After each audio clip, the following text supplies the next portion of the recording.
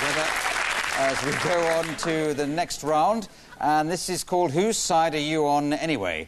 Now, Britain likes to... trips off the tongue. Now, Britain likes to adopt a position in the world, seeing ourselves as an important world player. And, of course, the issue that's probably most on our minds at the moment is the ever-growing tension between the United States of America and Mr. and Mrs. Pickering of Hawley Road, Hemel Hempstead. Now, of those two sides, which side are you on? Whose side are you on, Jeremy and Tony? Well, clearly America is more than an ally. It's a friend, a colleague, partner, lover, and above all, an enthusiastic and slightly abusive uncle. Now, the Pickerings have been warned by the council. They've refused to comply with planning regulations. They've reinforced their loft, which could be converted into a spare bedroom, posing a hazard to low-flying American aircraft, and the possible threat of late-night teenage parties to their neighbours. They've been a constant menace to their neighbours. There was a long-running boundary dispute with the Fothergills in the 1980s. The Americans at that time supported the Pickerings and indeed supplied them with a lot of junk food, which they inflicted on their own children. But can I say that American targeting is now very accurate, and the Pentagon should be able to minimise casualties among the Pickering's children, and we hope to be able to take out Mr. and Mrs. Pickering, but still leave parts of Hertfordshire standing. You're not just supporting America because Britain always supports America. Clive, that's simply not the case. I mean, it's fair to say that Mr. Pickering is a ruthless dictator. And worse than that... He doesn't look like a dictator to me. We know that he has poison. He's planning on putting it in Mrs. Pickering's jars of homemade lemon curd. And we know he's prepared to use it. After all, he's used it on the curds before.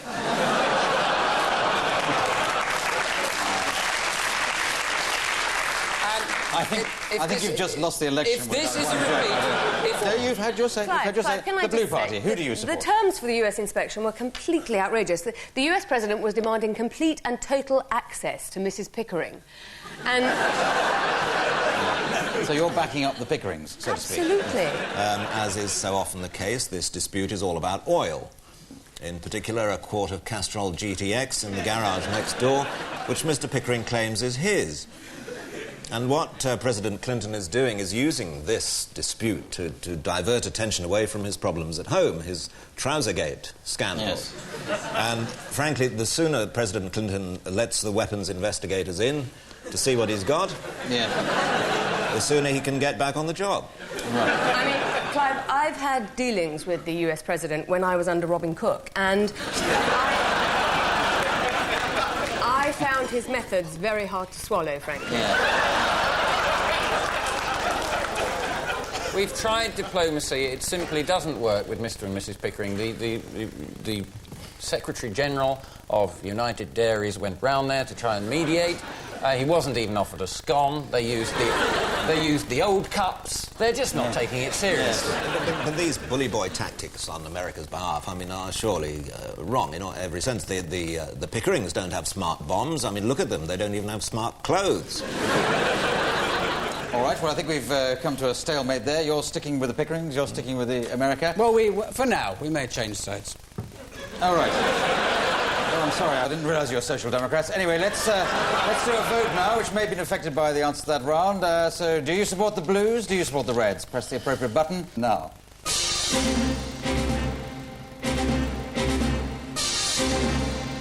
Well, there's an amazing turnaround there, because the Blue Party are now in the lead. So, does that cause you some satisfaction? Well, we don't want to be overconfident, Clive, but I think we've as good as won, really, don't you? Yeah.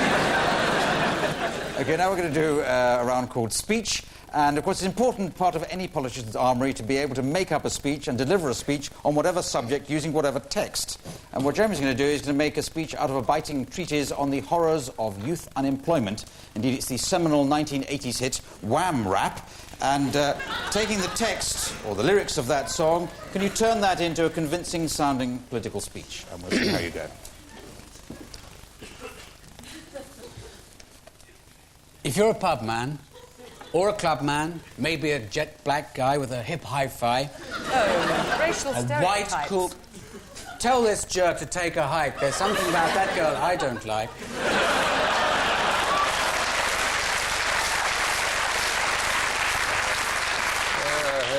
A white, cool cat with a Toby hat, maybe leather and studs, is where you're at. Make the most of every day. Don't let hard times stand in your way. Give a wham, give a bam, but don't give a damn, because the benefit gang are going to pay. Typical scroungers, frankly. Hey, sucker, what the hell's got into you? Reach up high and touch your soul. The boys from Wham will help you reach that goal. It's going to break your mama's heart. It's going to break your daddy's heart. But you'll throw the dice and take my advice because I know you're smart. Can you dig this thing? Are you gonna get down? Oh, yes. Say wham. Bam, Say bam. bam. Bam. I am a man. He's the man. Job or no job. You can't tell me that I'm not. Shame. You enjoy Shame. what you do. Shame. It's not just Shame. stop. What you do. Resign, Minister. Just lay there and rot. Yes.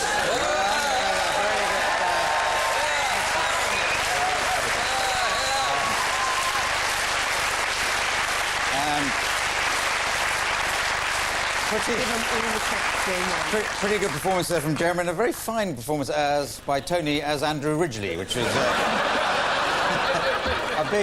a big future, obviously, in front of you there. So, Graeme, I would like you to turn into a political speech. We've got the text here. It's the actual verbatim account of a telephone sex line. So if you could use that and see how you go. Hi. I'm Debbie. And you know, I've just stepped out of the shower. I'm soaking wet, and I'm wearing just a skimpy little white cotton towel. Thank you for ringing. You know, you sound like a real stud. Now, I bet you're wondering what I look like. Well, I can tell you, cheeky. I've got long, tumbling, dark hair, a full chest, and legs that go on and on and on. Hear, hear. You know, being a lonely housewife, I sometimes get so bored. Oh, my towel has just fallen to the floor. I'm completely naked.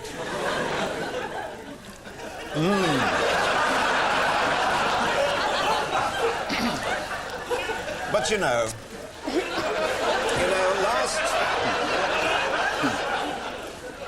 last Tuesday, my friend Samantha came round. And you'll never guess what happened. To find out, ring 0909. That's fine. Well,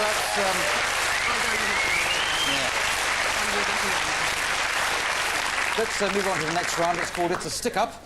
Graeme and Maria, you're faced with a familiar problem for politicians. You have to comment on and make some sense of the poster that the bright boys in your party's research department have come up with to promote your party. And here is the poster. Ordinary people like us, we can't make any sense of this. What is this supposed to convey? Well, we're unashamedly going for the women's bit, obviously, Clive. I might need to point that out to you. And we're saying that the Blue Party are offering twice as much support for global issues, which is something that is very close to a lot of women's hearts. We're also sending a very clear message overseas that we no longer support the third world. OK, well, let's go over to Jeremy and Tony. Now, your political wide boys have come up with this poster. Looks just like a man being sick, but can that be your party policy? I think this is something that's in development at the moment. I haven't actually seen this myself. It's before one of our focus groups. There he is. This is the man there in the street. This is actually the man in the street that you will have heard of. That's actually him. It's not just somebody reacting to the Millennium Dome exhibition. Oh, absolutely not. Let me say that we're toying with a couple of slogans that might go with this. The red team, it's in your interest to get behind us. All right. I'm sorry, that's all we have to say about that particular issue. Let's go to another vote to the audience. It's just a bit of fun. It's just a bit of fun just to see where you're going. Vote blue for blue, red for red, and do it now.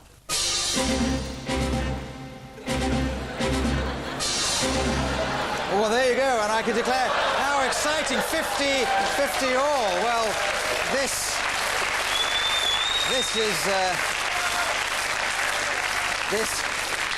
Well, this is nail-biting stuff. You put it on your nails and it stops you biting them, but 50-50, so everything is to play for. So this must be terribly exciting for the Red Party, because you seem to be trailing there. Well, clearly it's a ringing endorsement of the changes I've brought into the party since the programme began. Yes.